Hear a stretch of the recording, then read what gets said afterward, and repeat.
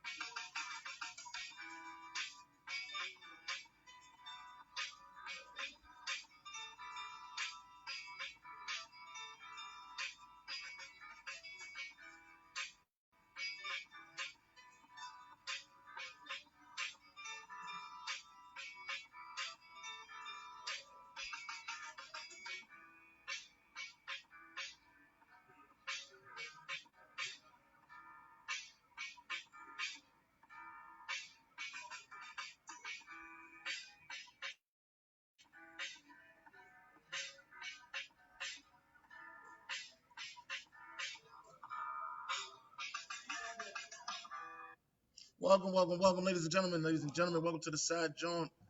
Good morning to everybody. How you doing out there? This is your host, Dennis Holmes. I'm here with my co-host, Sharon Mullen. What's going on, Sharon? Hey, what's going on, Dennis? Everything is good here. How things where you are? It's sunny. It's not raining. The hurricane's not coming, so things are going pretty good. I'm here in Miami, if y'all don't know. All Enjoying right. myself. It's really funny how we're both traveling because you're in Miami. I'm in the great city that you see behind me, Dayton, Ohio. So all good, but we're still gonna do the Side Jawn though. We still gonna do it. Always. Um, So you're there for your birthday? yes, I'm celebrating my birthday. Happy I decided birthday, to do. Dennis. Happy birthday, man. Yeah, I decided to do something different for my birthday. Usually I do something real big for myself, but this time I said I wanted to take my family. Me and my daughter, our birthday about 9 days apart. I'm August 12th, she August 21st. So That's dope. I took her, my niece, my nephew, my mom. It's all their first time coming to Florida, so they really enjoying themselves. As a matter of fact, right now they still sleep. Let's be honest with you. That's how wore out they is. Right now they still sleep. You wearing out your family. Yeah. It's hard keeping up with you, player. It's hard. I know. That's what they say. Have you done anything for like in Miami that you're doing for the first time? Any first? Um, no, not really. None for the first time. What's been the highlight so far? The highlight with me so far in Miami, is probably the beach. How surprised they was that they could, see their feet on the water. How much fun they've been having. Um, my, Is my the water nephew, blue there? Is the water really blue? yeah, it's really blue. It's really Cool. blue. My nephew, on the other hand, he thought he could really swim, so he tried to go out there with the big waves and almost got drowned and almost drowned. I couldn't stop laughing at that. That was hilarious. He thought he was a big boy, but he wasn't ready. Yeah, but that was pretty funny to me. Um, but other than that, it's been nothing but love, man. The people around here, everybody's happy to be here. This nice family environment. You know, um, Mm-hmm. I Is gotta your admit, I ain't see nobody with no thongs on. You know, Oh, no and thongs. no thongs on. I'm in Miami. Uh-oh. Meanwhile, I go to a family amusement park. I see about 5 people like that. So I don't know. The trip ain't over yet. I ain't see nobody yet. That's all I'm gonna say. You been to what's that place? What's the club? The stripper club? What's the name of the stripper club down there? No, I ain't going to strip club this time. I ain't Y'all know strip club? Okay. going. Got the fam with you. You got to be low key, right? Is that Yeah, it? Yeah, gotta stay All in place. right. Miami. Huh? Is this your first time in Miami? No. Oh, okay. All Traveler. Okay. right. Traveler. You sound like my aunt. She was like, haven't you been to Florida a lot of times? I was like, yeah. All right. Well, yeah, I'm here in Dayton, Ohio, visiting my uncle, seeing some of my friends and so forth with my sister. We're here. I hadn't been back here since 2010. So it's been great to come back home. Home is always home, even if you move away. Right. Hmm. That is always home. And you said you ain't been there about 10 years, so 10 years. It's been 10 years. And looking at the Dayton skyline behind me, it's changed a lot. We have more of we've always had a nice skyline, but I see a couple of buildings are not there that used to be. And we have a few new buildings downtown, and they really are building up downtown, which is great. There's a place downtown called the Arcade that had been closed for years, and they've opened that back up. And so downtown is becoming more viable again. So it's cool. It's good to be here. I'm gonna do a lot more sightseeing today, just really see the city today. So I'll get to see that before I get out of here. that's great. That's definitely great. Hmm. But we got to do this side Joan today. Got to do the Yes, we side do. Joan. Yes, we do. I was Now, not gonna. I was not gonna miss the show. yeah. Um, to me, now the reason why I chose to come to Miami, this was more of a bucket list trip for me. I was like, I'm always traveling and going places by myself, but this one I was like, let me take the family with me, and the price that I spent was probably, maybe I'm gonna say it was about $600 more than what I would have spent if I'd have went to a hotel in Philadelphia and Wow. yeah, and stayed there. So Hmm. I just took advantage of the opportunity. I was just wanted to have some fun. Shout out to everybody that's watching. Shout out to June. You know what I mean? June's in the house. Shout out to Ricky Bobby's in the house. Shout out to my cousin Rob Rivers in the building. Corinthians Frazier. Thank y'all for waking up with us this morning. Elise Jeffers. Um, and Sheila Mullen. What's going on, Sheila? Sheila and Sharon is in the building. That's my sister. Now, it was something we were supposed to be talking about. I think she's I'm a so top excited viewer. I'm in Miami. I forgot what else we was talking about. I ain't even gonna lie. Oh, well, hey, we're talking about since you're celebrating your birthday, we thought we would talk about some of the favorite birthdays you've ever had in your life that you can remember. For me, birthdays are very important days. I take Yeah, birthdays very seriously because I feel it's a time to celebrate me being here. God saw fit to create me. I am here and grateful and thankful to be here. So shoot, I'm gonna celebrate. In fact, it's been my practice to celebrate my birthday the entire month of June.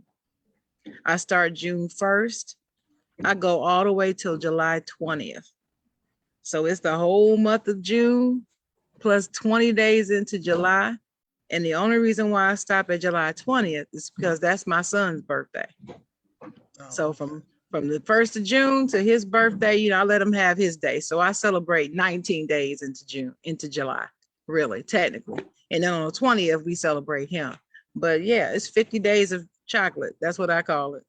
50 Okay. days 50 days of the child. every I like year. that. That's nice. 50 days of chocolate, And you said your son's birthday is July 20th? July 20th. Yeah, he Hmm. was he was almost a Leo. He was almost a Leo. No, Oh, we're both cancers. We're yeah. cancers. Sorry to hear Yep. that. Sorry to hear No, that. hey, Leo ain't gang, nothing wrong with Leo it. gang in the building. What's going on, Leo gang? I see y'all. June in the building. At least Jeffers, Leo gang in the house. You know what I mean? What's Yeah. up, Ed? Thank you for the happy birthday, Josh. Thank you for the happy birthday, Josh. Yeah, June Pierre, June knows what I'm talking about. He said he celebrates the whole month. Yep, the whole month. Yeah, I don't celebrate the whole month no more. Like I tell everybody that got birthdays in August, there's only one holiday in August. It's August 12th. And That's I your really don't care birthday. about nothing else that's going on with you. There's only one holiday in August. You can say what you want. Hmm. You have your problems with it. There's only one holiday in August. Well, I'm here. One of the reasons I said I was visiting my uncle, his birthday was August 11th, the day before yours. Oh, okay. So As that's a why matter of we're fact, here that's this June's week. birthday too, August 12th. June birthday, Oh August yeah, 12th. that's right. Yeah, Yeah. happy birthday to So June. happy birthday, June. But yeah, that's birthdays are extremely important. So what's the favorite birthday that you've ever had that you can think of? Is there one that sticks out more than all the rest? It's actually a couple. I've been blessed to have a lot of good birthdays. So like, one of the best birthdays I've ever had. Me and my cousin, we had a birthday in the back. We in the backyard of my grandma's house, and my aunt Wayne got this humongous cake. This cake was crazy, and everybody Hmm. in the neighborhood came by, and it was packed. But on one side of the cake was like a Ferrari, a nice car. On the other side of the cake was Hulk Hogan, because Get out. that's who I like. It was Hulk Hogan on the other side of the cake. Get So that out. was Are like, you serious? Who made yeah, that cake, man? I don't know. This had to be like '92 though. Wow. Yeah, I can picture a Ferrari Hulk Hogan cake. yeah. That And sounds it was really dope though. my cousin's birthday is August 13th, so we would always celebrate birthdays together. Uh-huh. Yeah, so that Where was did that you was that was one of my favorites. where were you when you celebrated? Were you at her house or where were you at? We was at my grandma's house. Your mom's house. Okay. Yeah, we was at my Hmm. grandma's house. You know, anytime you get to hang out at grandma's house for a birthday, that's always gonna be fun anyway. Yeah, and see, Grandmas always know how to my celebrate your grandma's birthday. house had all the girls on the block. All the females Oh, on my grandma's house. They was all those on the block. So shout out to Sylvania Street. We used to have a real good time. a neighborhood. All right. Shout out to Jay Will. Jay Will is in the building. DJ J Will in the building and DJ Hmm. June in the house. I forgot June was the DJ June. He probably DJs, doing something man. You right know, now. DJs are some of my favorite people. You want to tell everybody about that DJ show we gonna have coming up Yeah, we pretty we gonna soon? have I'm telling June and I'm telling Jay Will right now. We gonna have a DJ show for y'all called "Goddamn That DJ Made My Day." I That's want y'all to it. stay tuned for that. I want y'all to stay tuned for that. We gonna have it called "Goddamn That DJ Made My Day." You know what I Now we're mean? not gonna tell you what we're gonna do because we don't want, we don't want no imitators to cop our idea. But that's the name of it. Buck Flair in the building. Buck Flair, what's up? Man, Yep, that's gonna be that's hot. But yeah, birthdays, like I said, are very important, very special days. It used to be, for some reason, I always remember my ninth birthday. I think I told you about that when we were talking about it. When I was 9 years old, that was a really special birthday for me. Got a lot of nice things. I remember I got this pretty red dress that I really loved from my godmother at the time. I remember I got a few games and a few things, and it was a good day. Me and my sister got along that day, no arguments. So it was a good day. But I have to say, my favorite birthday, there's two that stick out in my mind. My birthday in 2012, some very special friends of mine and my sister threw me a surprise birthday party. I had no clue. I was absolutely clueless. And I thought that nobody could ever surprise and fool me like that. You know, you know how I am. And yeah, they got me. And she had all the people there that meant something to me. All my friends were there, and we just had a ball. And I introduced my drink to everybody. I have a drink called Sharon's Elixir. It's a good drink, man. I just made it up. And so oh, the you got a bar drink that too. we were, I got a drink too. Mine's is you Miss do? Peaches. Yeah, Oh, for mine's is real? Miss Peaches. Yeah. We need to compare notes. But the way it happened, I just went into a bar and told the bartender, she was a friend of mine. I told her I love bourbon. She said, well, she said, what do you want to drink tonight? I said, I really don't know what I want to drink. And she said, well, what kind kind of alcohol do you like? I said, bourbon. I really love bourbon. She created a drink for me. And then she told me what was in it. So that was my drink, and she named it Sharon's Elixir. So I had that served up at my own surprise birthday party. It was dope. It was dope. It was so much fun. And I have to tie that with, I think it was 2016 birthday. So I told you I do the 50 days of chocolate, right? So I even had a flyer. I had a flyer that I put out.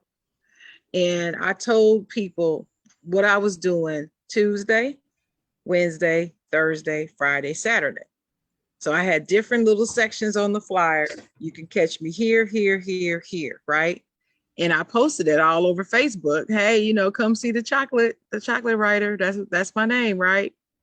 Do you know people showed up at every venue? Even random people I didn't even know. But what was the best part was my friend Keisha flew in from New York. Wow. Just for the night to spend my birthday evening with me. And she flew back out that next morning. Surprised me. I did not know she was doing it.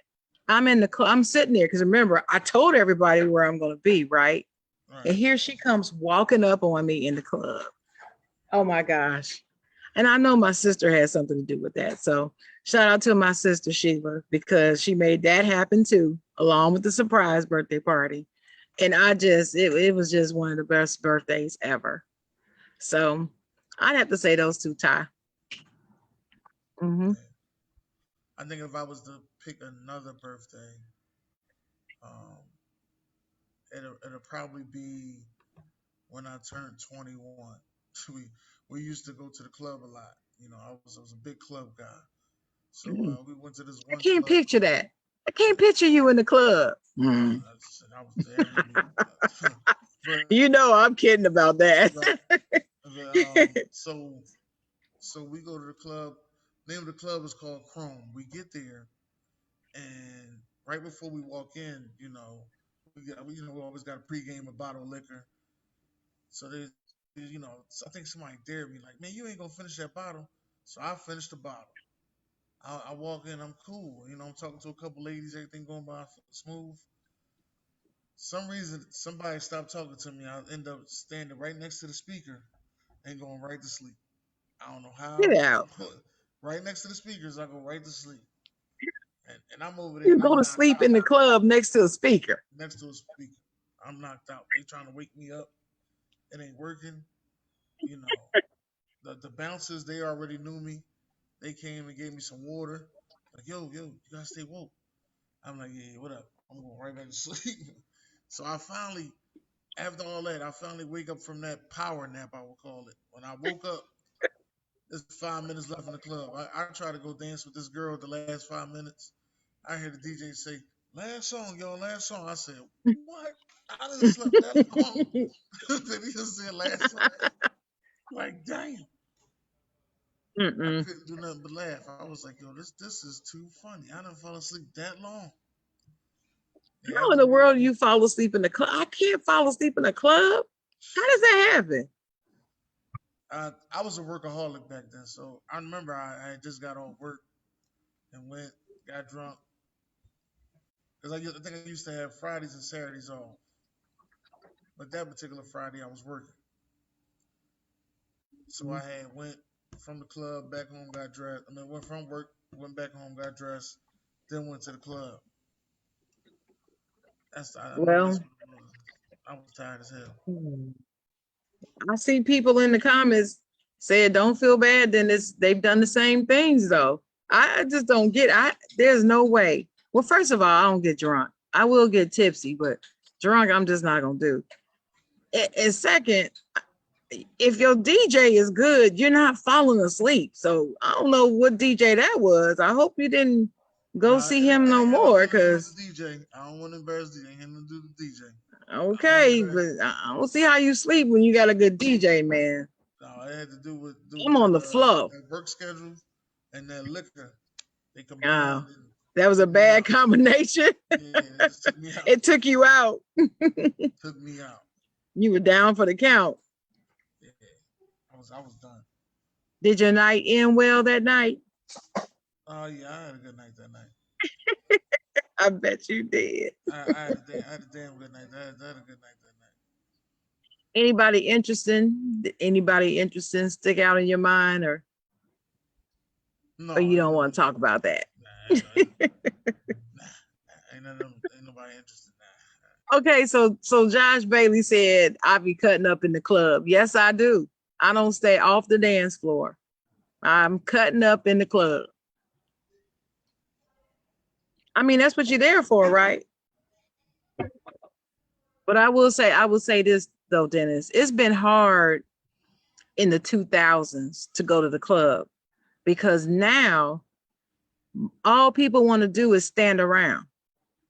You should see it. I don't know if that's happening in Philly, but here It was happening. you see dudes standing in the middle of the dance floor, just standing. Yeah, it Then was I start happening like seeing that when I dudes was bopping and dancing with each other, and I'm like, where they do that at? When did this start? I'm this no, this been like this since I've been see I kind of started young, so it was like I started with like house parties and stuff like that, and then mm-hmm. I grabbed now then in Philadelphia we had a skating ring in Northeast Philadelphia. Uh-huh. It started off as called USA Skating, then it was called Wow, and Wow. Wow, yeah, that was the name of the skating Okay. ring. It's called Wow, but it would turn into like a kiddie little after club around like 10 o'clock. Mm-hmm. So in the middle, where people usually, just dance and everything, or where birthday parties usually be at, that'd be like the little club area, and they'll cut the lights down, and the DJ be up top, and he'll play the music. So that was one of the spots I started going to. Then we was going to this other club where they couldn't think of a name of it, so they gave it the name of the address. They called it 923. We That had a was club like that. right. It was It called was a 923. 5850. It was the name, it was the address, 5850. Right. It was called 923. This joint Mm-hmm. was in like a back alley. Security they thought they thought they was the real police. You know what I mean? For real, like it was crazy. And if you looked like What? you was older than What? 15, you could go upstairs. But if you didn't look like you was older than 15, you had to stay downstairs. Now, the ruckus that went on upstairs compared to downstairs was totally different. I bet. It was I totally bet. different. It was totally different. That whole females twerking in the club with no drawers on, 923 was famous for that. I'm gonna have to give them. They was famous for twerking in the club with no drawers on. And then Yeah, then after 923, we went to Chrome, and we went to Chrome, and I fell what's in love Chrome with it. like? What's Chrome like? Just Chrome, wide open? one of the best things about Chrome, it was wide open. The upstairs looked like a dog fighting ring if you didn't pay attention to it. It looked like a dog fighting ring with three bars around it. That's what For it looked like. real? Yeah, like a dog Wow. fighting ring with three bars around it. Now the outside was a big open deck. Mm-hmm. That's what the outside. Outside was a big open deck, and it was a real nice deck too, and it had a swimming pool out there. And they had this little room where they played reggae music at, and I mean it was like a little room, like you know what I mean, like a hotel room, little room. But Tabby Thomas said Chrome was a classic. that's Vi. Her name's Vi. I used to Oh, mess Tavai. around I'm sorry, with Vi. Tabby. Tavai. Yeah, Tavai. and I fell in love with it when I got there, and that line used to be like around the corner, and it'd be cold as hell outside. Now it's a casino across the Mm-hmm. street from it. Now, so Well, see, back in the day, we had a place called the bus stop. My sister put that in the comments, and you skate on one side and dance on the other. So if you but like they to but they skate but and dance, you can go to both. You can go skate on one side and go dance on the other. It was huge. Everybody was there. Everybody that was anybody would go to the bus stop. It yeah, was but see, good. I was famous for whatever I paid to get in this club, place, bar, whatever we was at, that's how many girls I was dancing with. That's how many numbers I was trying to get. Oh Lord. My homies would I can laugh at see me every you. time. They would laugh at me every I time. can see you. And I'm like, yo, this joint was $20 to get in. Oh no, that was too many. We got to dance tonight. I'm gonna see y'all later. Like this, I'd be like, I'll see y'all later. Well, what was your But pickup line? Did you have some pickup lines no, to get them numbers? no, I ain't had no pickup line. No You ain't have pickup to say line. much. I ain't have to say much. This is loud. All that music. What you gonna say? You get numbers. How you gonna get numbers? You can't hear the number. Just give it a phone. Oh, okay. See, that shows the age difference. See, because when I was doing all that, it wasn't no phone. We didn't have no cell phone. All right, just give it You a had to phone. write it down. You had to write it on something. And then in the 90s, we had pagers.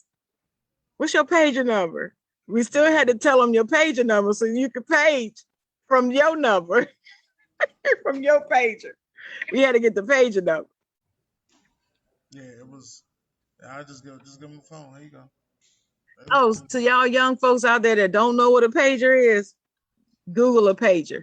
No, Pager was a cell phone before the cell phone. yeah, we had pages. There was some people out there that Man. they didn't even have a house phone. They used to give out the payphone number that was Oh, in the on the block, neighborhood. yeah. Yeah, Because there were payphones everywhere.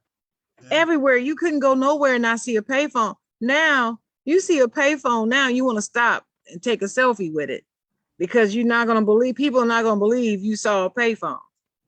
That's how rare they are. It's like a tourist attraction. You know what I'm saying?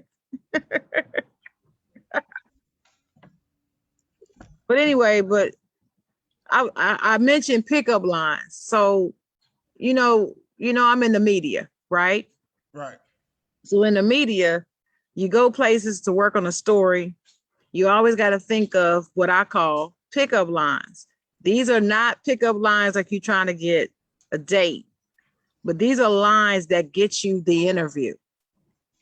Right. Seriously. So if I'm going to a place and I'm networking, I have certain things that I say to people when I meet them, and it can turn into getting an interview, right? So like you're at a bar or you're at a meetup or some type of networking event. Usually they have you put a name tag on. So instead of the boring, my name is Sharon Mullen, I always put chocolate writer. I put the chocolate writer on it. Why? Because that's a conversation piece. That draws them in because they're going to ask me, what does chocolate writer mean? What's chocolate writer? What is that? That's your name? What is that? And then I start telling them what I do. Next thing you know, I've got an interview schedule, right? But speaking of interviews, there are certain people that I've always wanted to interview. I know you've been new to the media business and you're doing quite well, going places like the Allen Iverson Classic, doing interviews with people that you see. You're interviewing the 30 teams in 30 days for the NFL, uh, for Ignorant Thinkers podcast. But do you have people in your mind that you always wanted to interview? Who's the top 3 people you've always wanted to interview that's no longer living, not alive, people that have passed on, some great people? Do you have anybody in mind that you would love to do an interview with? First and foremost, Reggie White would be number one. That'd be number one on my list. Reggie White. You mean the NFL great, Yeah, NFL great, the legend, the legend, the minister of defense. defensive lineman? Wasn't he a defensive lineman or was he an end? Was he an He was a end or was he defensive end. end? Right. Yeah. Mm-hmm. Reggie White. That'd be the first person I would love to interview. Why would he be the first person, the first one? Well, he was one of the ones I actually idolized when I was watching football.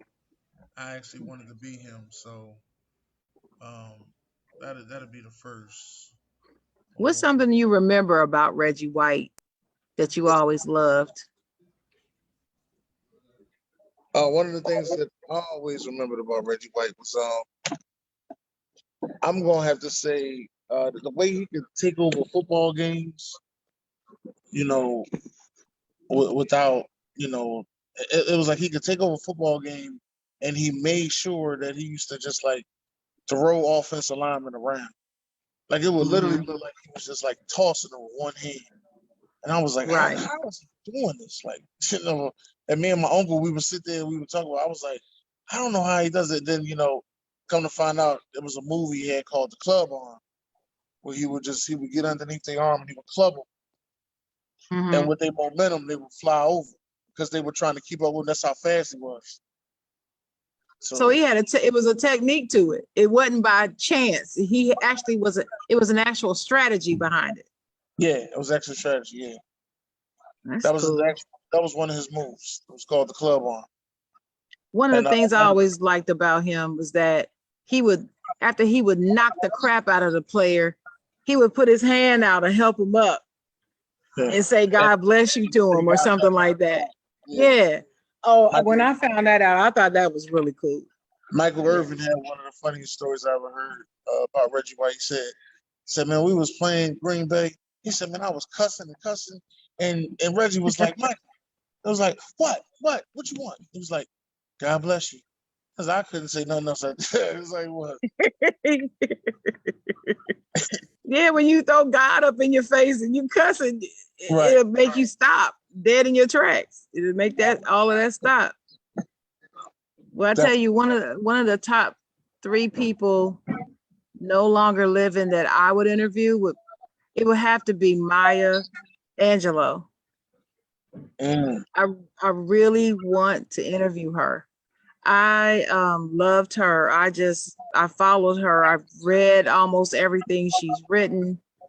I loved her writings, her poetry, her speeches, her television appearances, her movies, everything. I just thought she was an incredible woman. And She's a phenomenal one. yeah, she was phenomenal, just like her poem. And I just really would love to just sit and talk to her for hours about life. So yeah, she'd be one of the top 3. I'm going to think my second one will be Robin Harris. The comedian. The comedian Robin Harris from Baby's Kids. Yeah. For people who don't know, from Baby's Kids. Robin Harris, I just always wanted to know how did he get a stage presence like that? It just take over the whole show. Yeah. It was at one point that I didn't even know what he looked like when I was growing up because I just used to listen to him in the car on my way to go to work with my dad.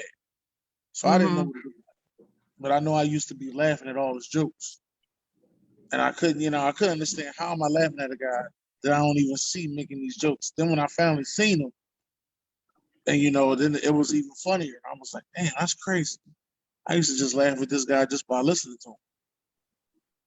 That was the kind of, command that he had on stage and presence, and that he was funny, not only audio, but he was also funny when you see him in person too. Mm-hmm. A lot of people ain't got it like that. In the comments, in the comments, Joshua Bailey said he liked to interview Jesus. And I'm telling you, it would be difficult for me to interview Jesus because he would already know what I'm going to say before I say it because he knows everything. And I don't know. I would kind of be afraid to interview Jesus because I would have to ask him all the mysteries of the world. I would ask him what the truth is, and I may not be ready for the truth. You know what I mean? I mean, if you had a chance to interview Jesus, wouldn't you ask him what really happened to this or what really happened to that? Who really killed this person? What happened there? I mean, you would really want to ask those type of questions because it's Jesus. He's all knowing. You know what I mean? Yeah. Would you be ready to hear the answer really? I don't know. It would be nice to interview Jesus though, but I don't know. That's a little scary for me. Okay. That's a little scary. I would interview another person. My second person would actually be my mother's father, my grandfather. And I was young when he passed away. I was like 7 or 8 years old. So, and I adored him, right? But I remember the stories that they told about his childhood and how they grew up on the farm and all that stuff. But I would want more detail, even more details on some things and how he grew up. He died in 74. And when he died in 74, he was in his 60s. When he in his 60s? He was in his 60s. So if he died in 74 and he was in his 60s, that means he was alive in the early 1900s. And I just want to talk to him about what happened, what was going on back then, what was life like for a Black farmer in Virginia. Oh my. I'm sure he has some stories that I've never heard before that I would love to hear. So my grandfather would be the second one.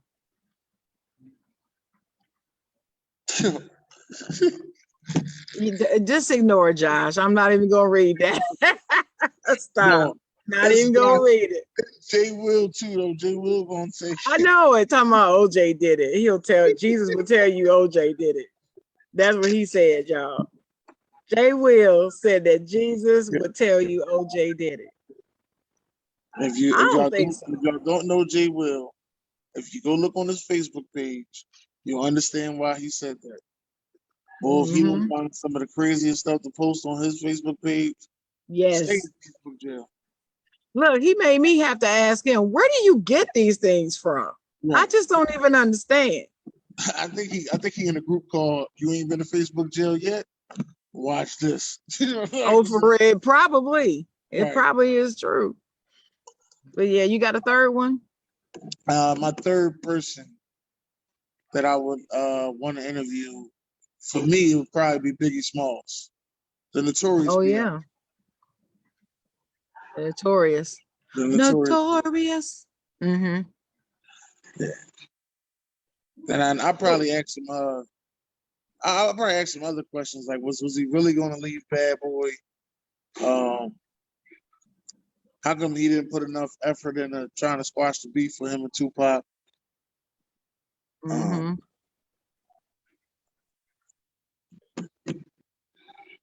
It's probably a lot of stuff. Yeah, I would ask him, why couldn't you stay faithful to faith? It don't look like nobody can stay faithful to faith. I just want to know why he couldn't. Well, he was in love with Lil' Kim. I was just wondering why he just. I just don't understand that. And why you just be with Lil' Kim? Mm.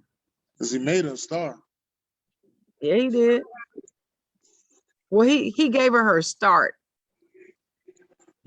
but she can rap. She was made to be a rap star. She really was. She's still the baddest female rapper to me. Well, MC Lyte. I don't know. I just still love MC Lyte, but she is bad. She is bad. She is bad. We have so many others. It's hard to pick number 3. But if I had to think of somebody, I would probably want to interview. This is gonna sound so cheesy and typical, but I would want to interview Nelson Mandela. Yeah. And here's why. Yeah, here's why. There's a lot of hate back and forth between Black Africans and Black Americans, right? You know about that, right? And how we over here always say that Africans don't love us, that they don't like us, they think they're better than us, right? And I've experienced it. I've experienced that. But let me tell you what happened in the 80s. In the 80s, when I was in college and apartheid was going down and he was in prison over in South Africa, us Black American young folks in college We were over here protesting and fighting against apartheid.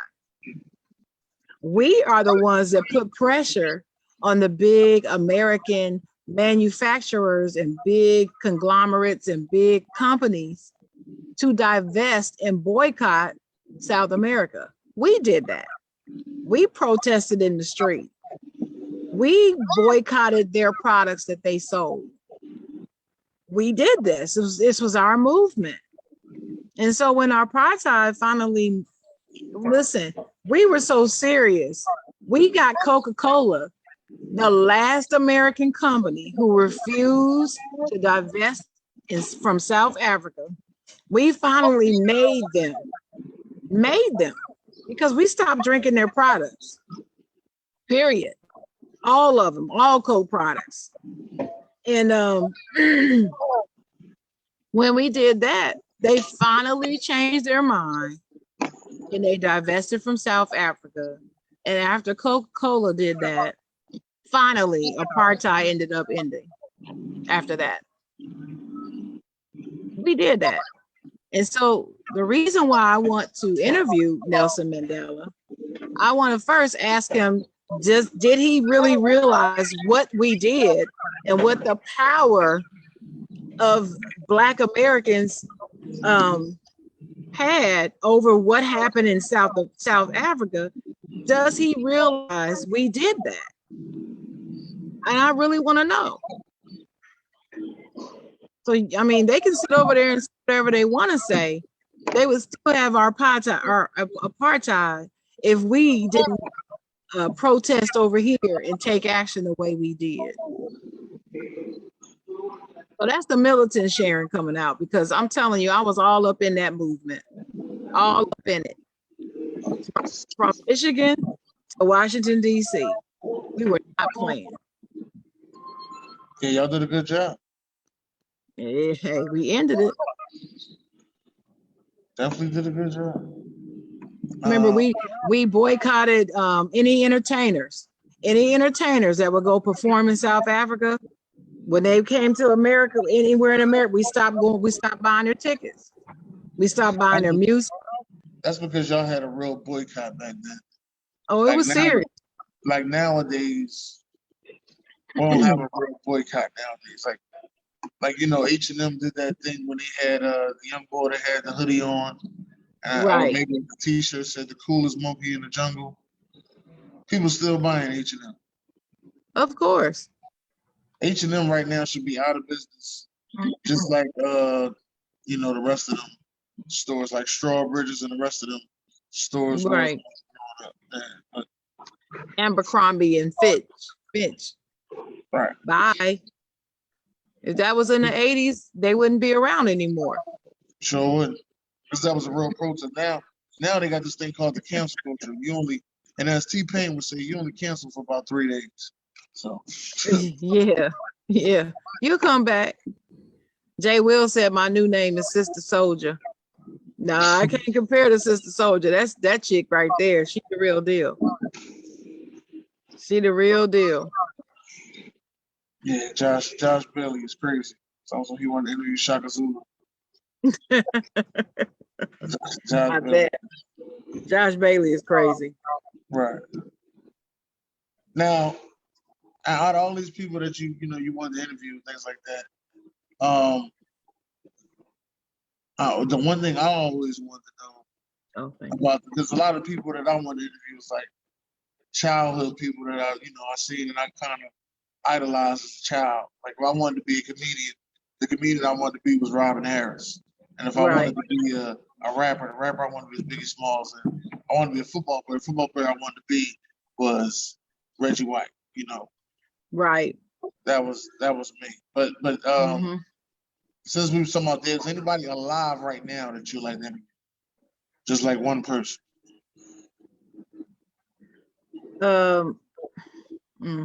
Again, this is gonna sound cheesy, but I want to interview Barack Obama. I don't want to interview him and talk about the typical things either. I want to talk to Barack Obama, the Black man, and get his view of the world from the perspective of a Black man who happened to also be a former president. Okay. So some of the questions I would ask him, I don't believe he's been asked before. Okay. Mm-hmm. I think if I was to interview somebody right now, I think my interview would probably be with Stephen A. Smith. Oh, I would love that. What kind of things would you ask him? I would probably ask him. The number one thing I would ask him is what made him go back to ESPN after he got fired. Yeah, that's a good question. That's like the number one thing I would ask. Mm-hmm. And being in the Philadelphia media, how did you and Allen Iverson become so close to the point y'all like brothers? Mm-hmm. And you're supposed to be the enemy. Mm-hmm. So that's the one thing I want to know. But he's supposed to be the enemy. He's the media. He's supposed to be the enemy. But him and one of the biggest superstars and basketball is best friends. Best friends. They're still tight today. Yeah, they still are. Mm-hmm. I would love to talk to Stephen A. Smith just about his whole journalism career. And I would want to get his response to all the Black people who believe that he's a sellout. I want him to articulate his response clearly, once and for all, to all those people, all those Black people who call him a sellout and the Uncle Tom and all the stuff they call him. I just want him to get it off his chest and respond, because I'm sure he will break it down and articulate it very, very entertainingly. Yeah. If that's a word. And the crazy thing is, I want to hear about his stories with when he was on the radio. Mm-hmm. Because he was, I think he was on Power, either he was on Hot 97 or he was on Power. I think it was Power 98 and Power something. Hot 97 or Power 93 in New York. Mm-hmm. Don't quote me on that Power. He was on one or the other, and he actually got the last interview with Rick James. Mm-hmm. I'm gonna have to find that, because I swear I've never heard that interview. Yeah, it's a radio interview. Right, that's what I'm gonna have to find it. I'm sure I can find it and listen to it. But Stephen A. Smith, oh my gosh, I didn't even think about that. But you know what? I might have to move him up in that top 3. Well, he's not dead. No, he ain't dead. Okay, living. Okay, living. Yeah. But Barack Obama was a good one. That was good. Yeah, I really would. I would love to just sit and talk to him, ask him all kind of questions about his presidency. But I mainly ask him, like I said, his perspective just as a Black man. Just how do you see this right here? How do you see this subject? What do you really think about the school to prison pipeline? I really want to know what he thinks. I don't want the politically correct answer. I just want to know what Barack thinks. Not former President Barack Obama. Well, we do have, since the Olympics was around, and, you've been watching all these other sports that's not like the top 5, majors, when I'm talking about like hockey, soccer, American football, NFL, and basketball and baseball.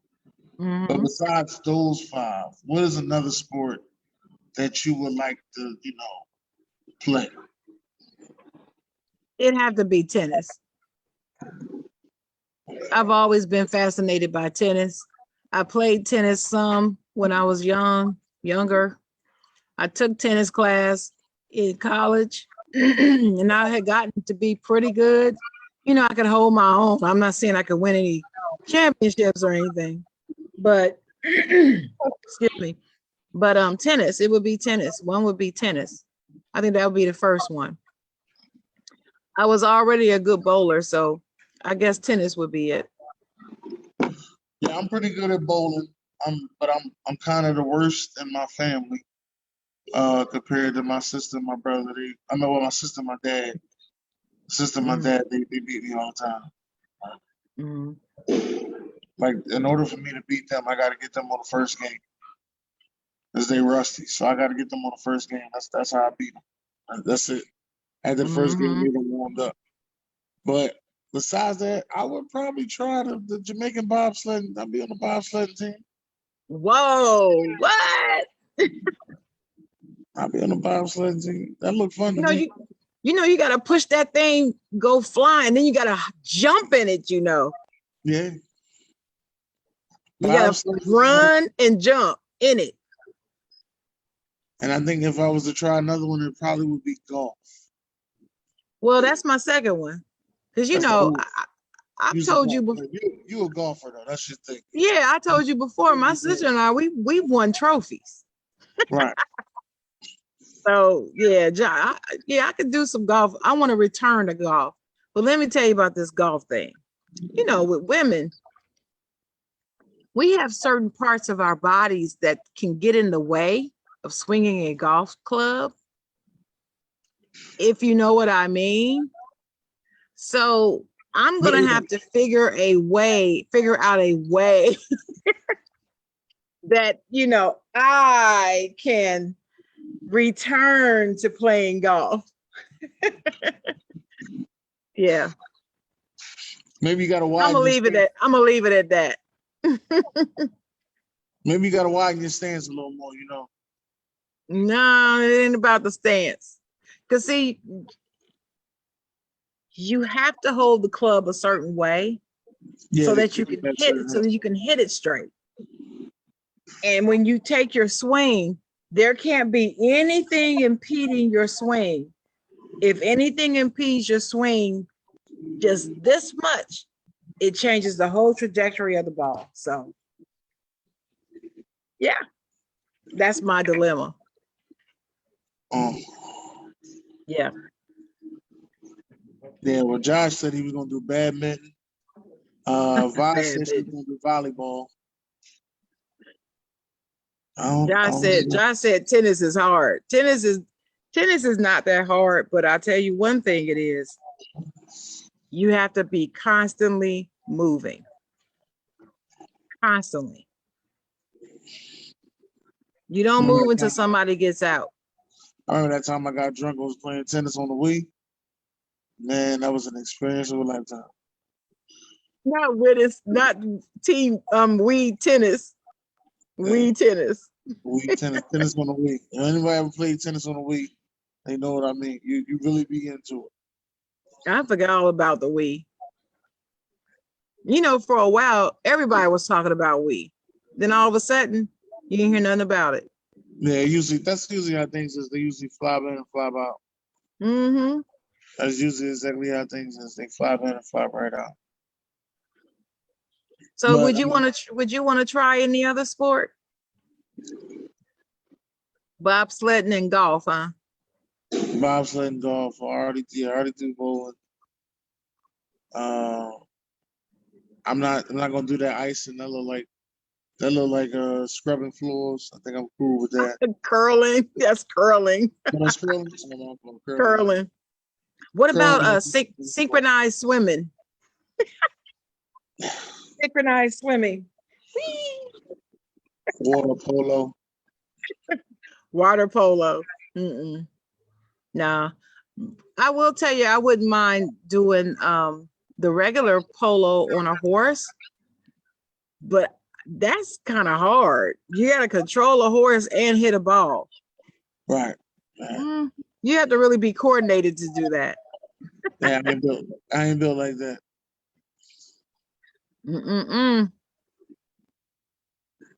Yeah. All right, so. Oh, my sister got a C in college tennis. A C? How you get a C in tennis? Come on now. Come on, Sheila. This last one you asked, if you get famous, how would you give back to your community? And what is one of the things that you would splurge on? I think one of the things I splurge on, I'd probably be part owner in a cruise ship. That's one of the things I think I splurge on. Would you invest in a cruise ship or would you start your own cruise line? I think I'll invest in a cruise ship. Oh, okay. Yeah, I think I'll invest. I think I'll try to be a part owner. Mm-hmm. Well, for me, first you said, what types of things would I do for the community? Well, I have like 6 different nonprofit ideas in my brain anyway, right? I'm passionate about old people. I'm passionate about children. Right. I just see so much need in the community. I can't just pick one thing. So what I will say is I would probably start all 6 of those nonprofits that I have floating around in my head. One is to help. Okay. One is to help old, the old people. When you get old, you can get over a certain age. There's a lot of older people who don't have anybody to help them do things. Their children may live like out of state, or they may not have any children. They may not have anybody to come look after them. So I wanted to start a nonprofit and whose only goal and mission is to serve the elderly, serve people 65 and older or something in that capacity. For instance, I'm in insurance. So these old people call all the time about their insurance policies. They can barely talk. They can barely read the policy number. Why? Because they're elderly. They're 80-something years old. And they're trying to talk about insurance. And if they had someone there, an advocate for them, who could sit with them and go over their policy, call for them, ask the questions that they want to ask, that's a great help. That's a great help. I just remember before my parents passed, my sister and I did all the time. We would make calls for them and follow up on this account or that account for them.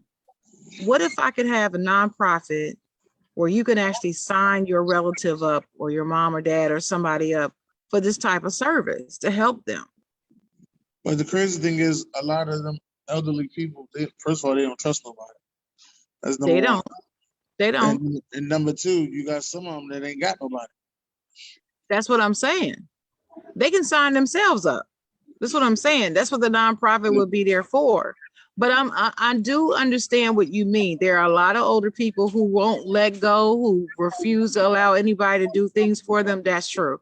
But I believe that there are a lot more older people who would accept the help if they had it.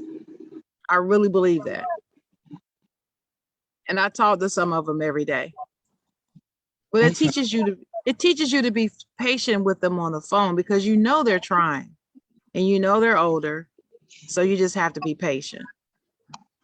So I mean that's one. I also have an idea for a nonprofit for Black males aged 19 to 30. They have to be in that age range. And my idea is to help those who have not really found their direction yet. They're slipping through the cracks. After high school, they didn't go to the military, they didn't go to college. They haven't really found out what they want to make their life's work be. Just to help them, like provide mentorship or any type of training, or just to offer other men in their lives if they've never had any. That type of nonprofit. That's another idea I have. I have another one to help teachers. Why teachers? Because they're some of the most disrespected people on earth as a profession. They don't get paid enough. They're putting their own money into their classrooms. where they're supposed to get the money from and live. They already don't make that much money, but then they're taking their own money to buy supplies for their classroom in a school system that should be providing it. Right. To start a nonprofit profit to support the teachers, not the school system, not even the students. I want to support the educators that's doing this work because they need it. They need mental health help because these students nowadays, since they took prayer and corporal punishment out of school, these kids are horrible. I'm about to say they was horrible when I was in school. Yeah, but you see how long ago they took it out of school. It was before you even got there. Right. And that's when schools just went to hell, in my opinion. So I'm just saying, I would do that. I would start a nonprofit to support the teachers. Teachers need vacation so they can decompress. This nonprofit, as I envision it, will have a vacation fund, a vacation arm of the nonprofit. Seriously, for teachers to be able to take a vacation, take a break. I don't care if it was just 2 or 3 days over a weekend to get away, no cost to them. So sometimes I'm, you know me, I vacation a lot, but sometimes I really do believe you got to get away and, you know, see something different. And that's my whole thing. You need to see something different. Yeah, because if all you see is this and where this is, you have a lack of hope, then you start to feel hopeless. We don't want people, we definitely don't want our teachers feeling hopeless because it gets passed down to the students and we don't want that. They're responsible for our most precious gifts on earth, our children. And you can't be a great teacher if you are suffering from mental health issues, stress issues, anger issues, all these issues that they can't do things about. No, they need support. So that's another nonprofit. Like I said, I have six or seven of them that I would start. Yeah.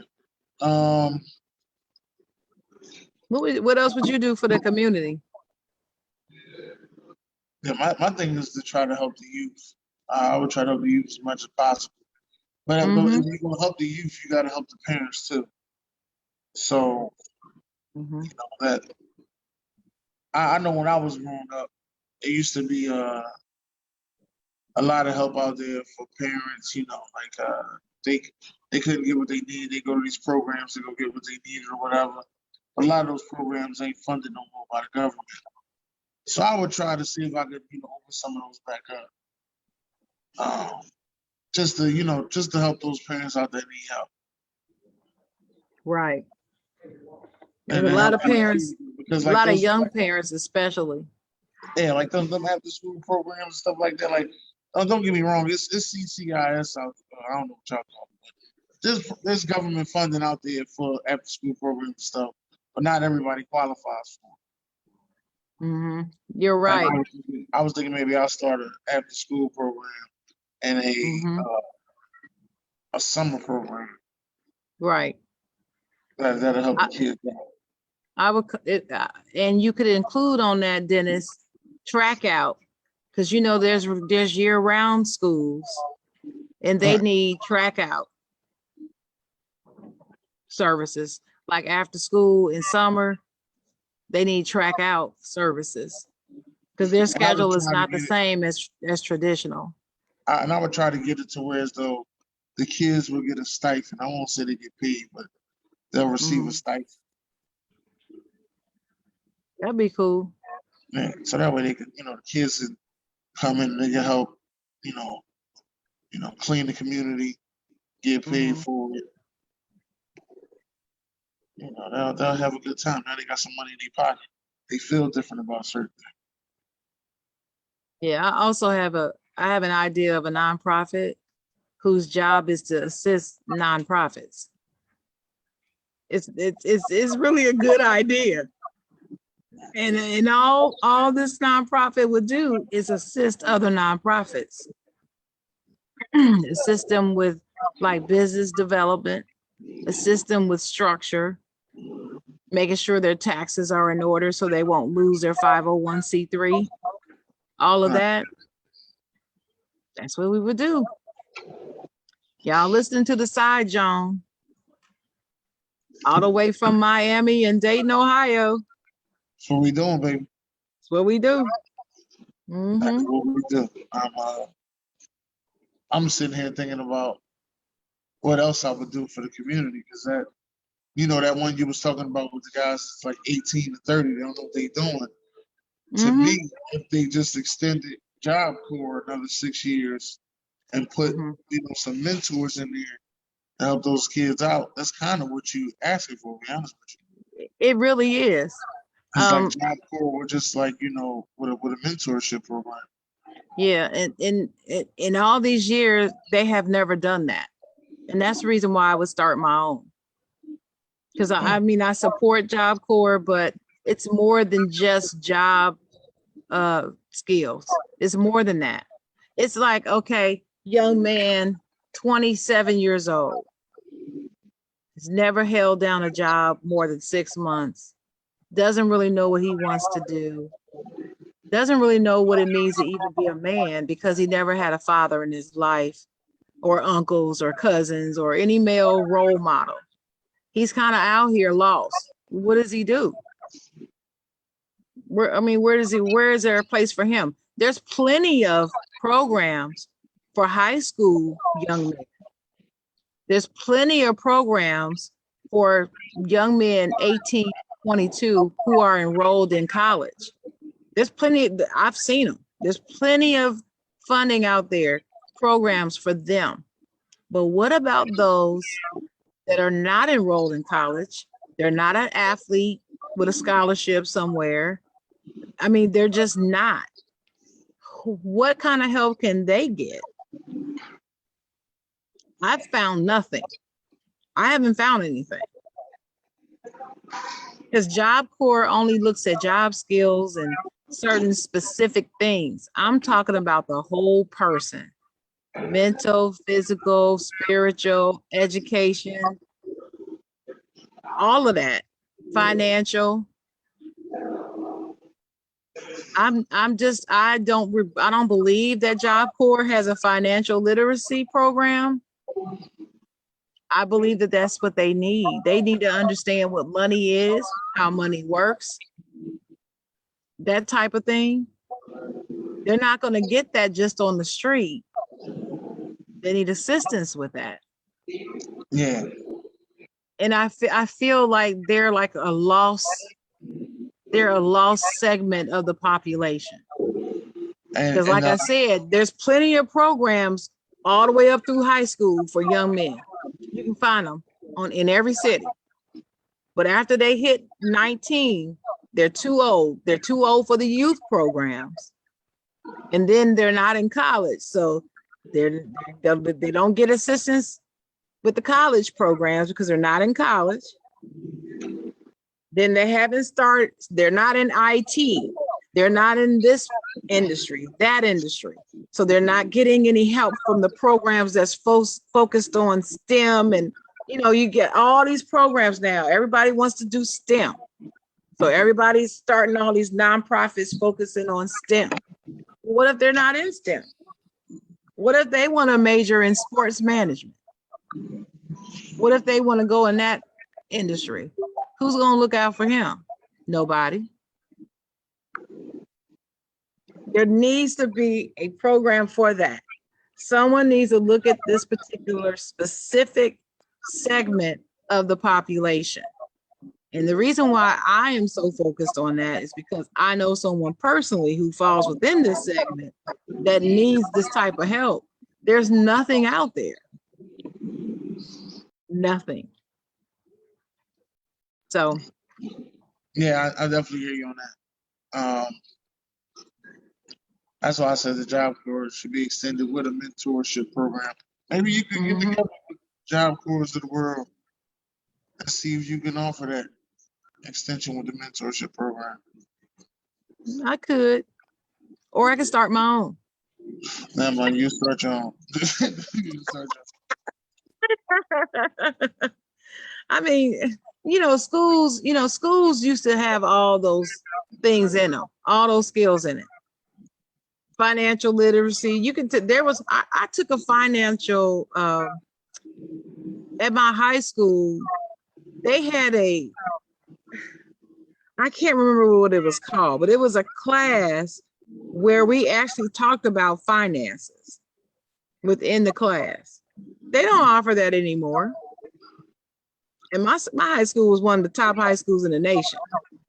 Still, they don't offer that anymore. They took all life skills classes out of school. So you don't have home economics, you don't have shop, you don't have any of that anymore. Art, you barely get art classes anymore.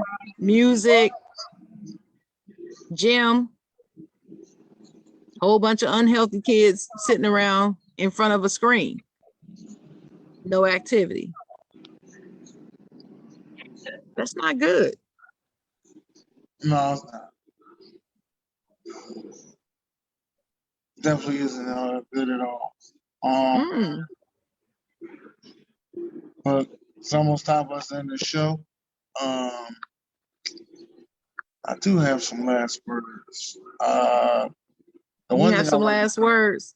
One thing I want to tell everybody out there: if you got something that you want to do, something that you've been thinking about doing, don't let nothing stop you. Go out there and accomplish your goals and do exactly what it is that you want to do. Don't worry about the hate or whatever's going to come with it. Like I just said, just go out there and accomplish your goals and do what it is that you want to do. And make sure you have a good time doing it. That's what I'm going to say. You got to have fun. Kind of like you were talking about this week, you were talking about Cam Newton and how you've been watching him in camp. Yeah. And he is out there having a great time. Yeah. And because while he's having fun, he's becoming the Cam of old. Out there just having a good time playing the game. It's almost like that's all he's thinking about, is enjoying the game. And that's what you have to do. Enjoy it. Yeah. Well, I was going to add to that. I believe I might have said this last week, a quote that I found: speak what you seek until you see what you said. You got it? So you speak it, speak what you see and hear in your mind, what you want to be. Keep saying it until you get that thing that you keep saying. Just keep on going. If it's something that you want to do, don't let anybody keep you from it. Keep your eye on the prize and work hard toward that goal. I'm all about that. And sometimes there's going to be setbacks, right, Dennis? There's going to be setbacks sometimes, but you don't let it go. Even if you have to leave it for a minute and come back to it, don't let it go. For me, I just want to encourage everybody with that. Don't let it go, because over the past several years, I know, Dennis, you've heard me say this several times, I've had some health issues, some pretty serious ones over the past about 5 or 6 years. And it has caused me to put some brakes on doing some of the things that I was doing at the time when I first got sick, and things on social media, things in the music industry, in my PR work, in my marketing and digital media work. I had to put it on hold.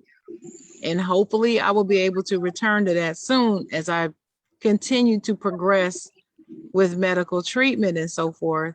I'm hoping to be able to do that. I want to encourage people, if you are faced with a challenge like that, to stay focused. Don't give up on it. Don't look at it as something permanent. Even if it is a minor setback, just look at it as that. Don't think that means, okay, I need to give up on this dream now. Don't give up on your dreams. Hold on to your dreams.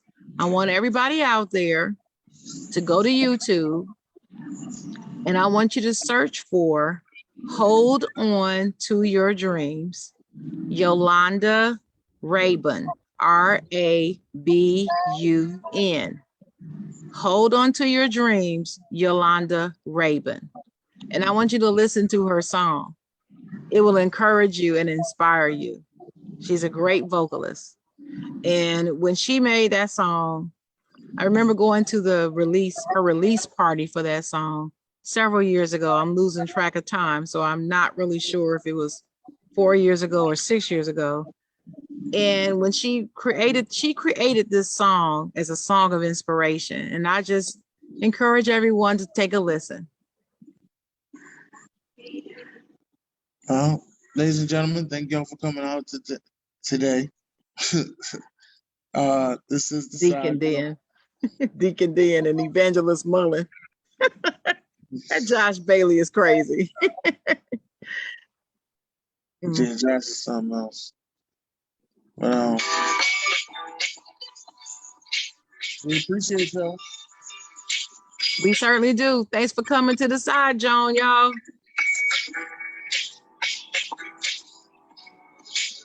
Side Jawn.